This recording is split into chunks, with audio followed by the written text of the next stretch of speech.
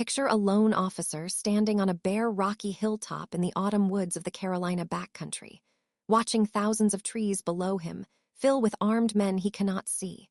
Men he was warned about but never truly believed could reach him. And within 1 hour, the most feared soldier in the British Army in America would be dead.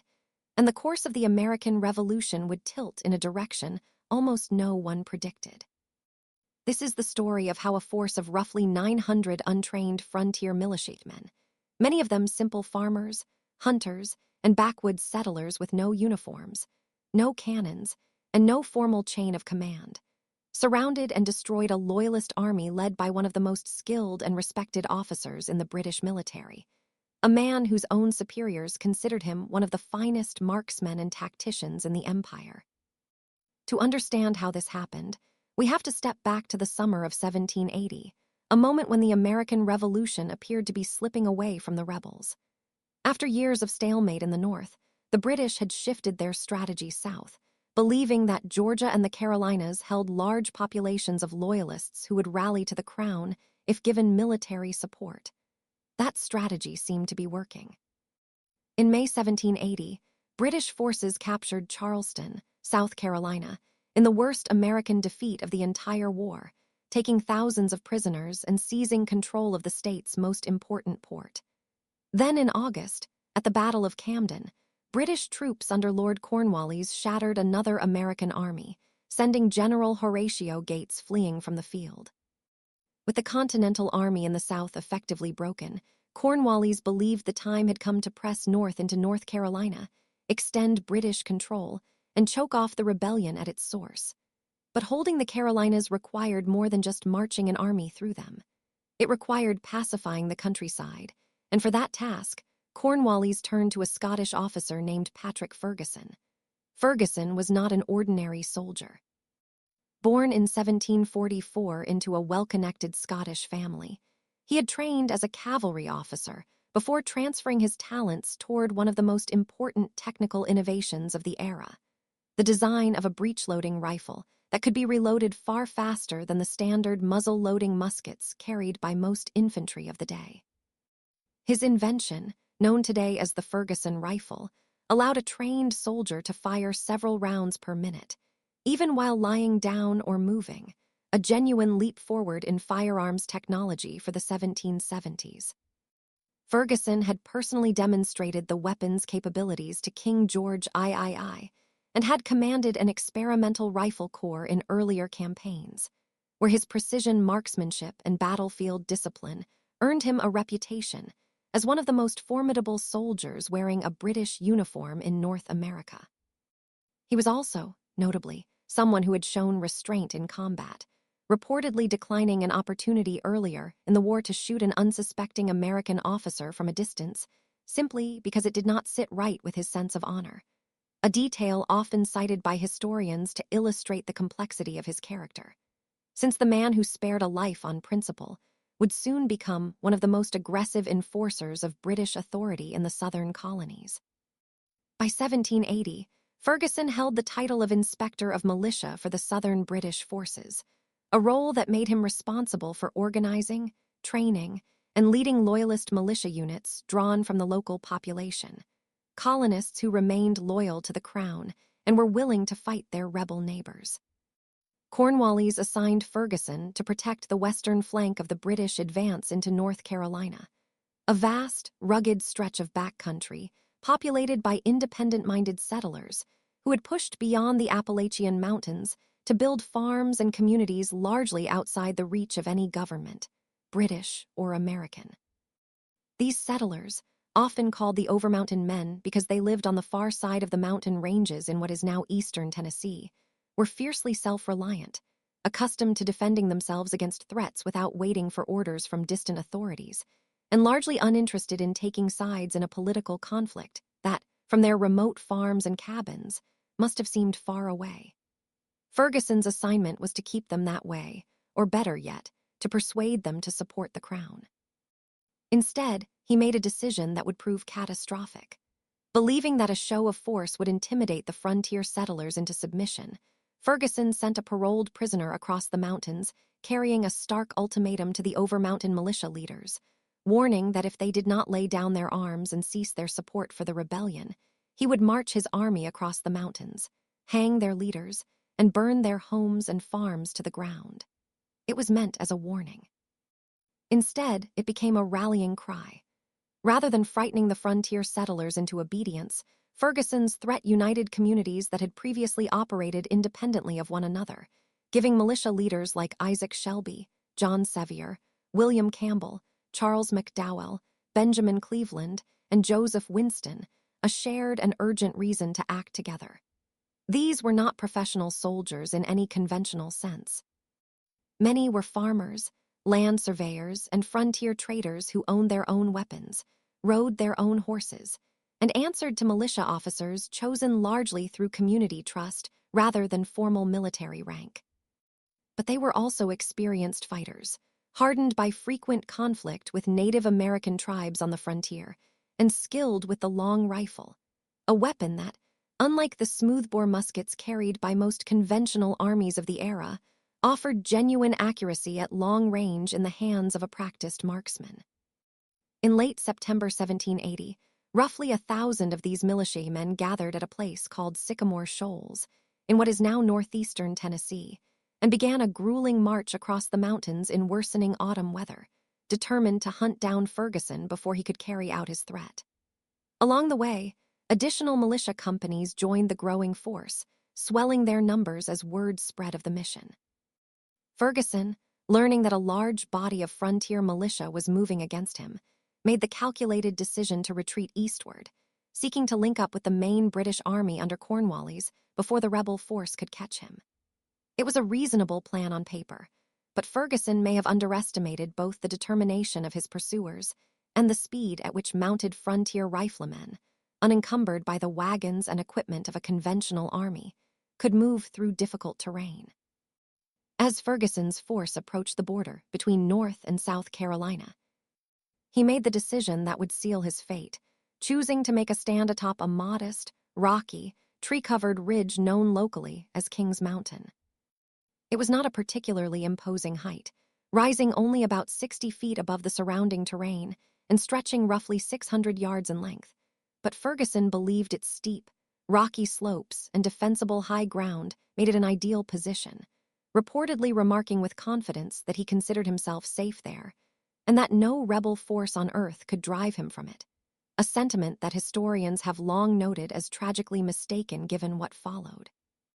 His force, numbering around 1,000 men, consisted almost entirely of American loyalists, colonists who had chosen to fight for the crown, along with a small number of regular provincial troops. Remarkably, Ferguson himself was the only British-born officer among them, a detail that underscores just how much the Southern campaign had come to depend on turning American against American. On October 7, 1780, the pursuing militia force, having ridden through rain and difficult terrain for days, finally caught up with Ferguson at King's Mountain. What followed was unlike most conventional battles of the era. Rather than forming into disciplined lines and exchanging volleys in the open field, as European-style warfare typically demanded, the frontier militia divided into several columns and surrounded the hill entirely, advancing up its slopes from multiple directions simultaneously while using the abundant trees and boulders for cover, a style of fighting shaped by their extensive experience with frontier warfare rather than formal European tactics. This approach neutralized many of the advantages Ferguson's more conventionally trained force might have held in open combat. As the militia advanced upward, firing from behind cover and steadily closing the distance, Ferguson's loyalist troops found themselves increasingly exposed on the open, rocky summit, unable to effectively counter an enemy that seemed to be attacking from every direction at once. Ferguson moved constantly along his lines, blowing a distinctive silver whistle to direct his men and rally counterattacks, and for a time his troops managed to push back several of the advancing militia columns with bayonet charges, since the rebels, lacking bayonets of their own, could not easily stand against them in close combat. But each time the Loyalists drove one column back down the slope, the surrounding militia simply regrouped and pressed forward again from other directions, and Ferguson's force, hemmed in on all sides with nowhere left to retreat, began to suffer devastating casualties. Ferguson himself, refusing to surrender and reportedly attempting to cut his way through the encircling militia on horseback, was struck by multiple rifle shots and killed, his body left with one foot caught in the stirrup as his horse dragged him briefly across the ground, a scene witnessed by soldiers on both sides and confirmed by multiple historical accounts from the battle. With their commander dead and their position overrun, the remaining Loyalist troops began raising white flags and calling out their surrender. The battle had lasted little more than an hour, yet it had proven utterly decisive. Loyalist casualties were severe, with several hundred killed or wounded and hundreds more taken prisoner, while the victorious militia suffered comparatively light losses. What followed the battle, however, complicates any simple narrative of triumph. In the chaotic and emotionally charged aftermath, some Loyalist soldiers were killed even after attempting to surrender, an incident that historians attribute in part to lingering anger among the militia over earlier atrocities committed by British and Loyalist forces elsewhere in the campaign, including the killing of surrendering Continental troops months earlier at the Waxhaws. In the days that followed, a number of Loyalist prisoners were subjected to hasty makeshift trials and several were executed by hanging, a decision that remains a difficult and debated chapter of the battle's legacy, with historians generally viewing it as a stain on an otherwise remarkable militia victory rather than a justified act of military discipline. The broader consequences of the battle, however, were immediate and far-reaching. When news of Ferguson's defeat and death reached Lord Cornwallis, it fundamentally altered his strategic calculations. Having lost his entire western flank and the force meant to secure it, Cornwallis judged his position in North Carolina to be untenable and ordered a retreat back into South Carolina, abandoning, at least temporarily, his advance into the northern colony. This single tactical defeat had accomplished what months of conventional military resistance had struggled to achieve, halting British momentum in the southern campaign at a moment when the rebellion in that region appeared close to collapse. Historians have long debated the precise weight Kings Mountain carried in the broader arc of the war, and reasonable disagreement exists over how decisive any single battle can be judged in a conflict shaped by many overlapping factors. But there is broad consensus that the victory provided a crucial and badly needed morale boost to the American cause at one of its lowest points, while also demonstrating to Loyalist recruiters across the South that armed resistance from the backcountry population remained a serious and potent threat. It disrupted British efforts to build a self-sustaining Loyalist military structure in the region, weakened Cornwallis's available manpower and strategic options, and set in motion a chain of events that would eventually contribute to the British Army's exhausting and ultimately unsuccessful campaign through the Carolinas and Virginia, a campaign that would culminate roughly a year later in Cornwallis's surrender at Yorktown, an outcome that effectively ended major fighting in the Revolutionary War. What makes Kings Mountain such a remarkable episode in military history is not simply its outcome, but the nature of the force that achieved it. This was not a battle won by professional soldiers following the orders of a distant government, but by a spontaneously assembled coalition of frontier communities, drawn together not by centralized command, but by a shared and immediate sense of threat to their homes and families, men who supplied their own horses, their own rifles, and their own provisions, and who dispersed back to their farms almost as quickly as they had gathered once the fighting was over. Patrick Ferguson, for all his skill, training, and genuine military talent, had misjudged the character of the people he was sent to subdue, believing that a threat delivered from a position of institutional authority would compel obedience from communities who, in reality,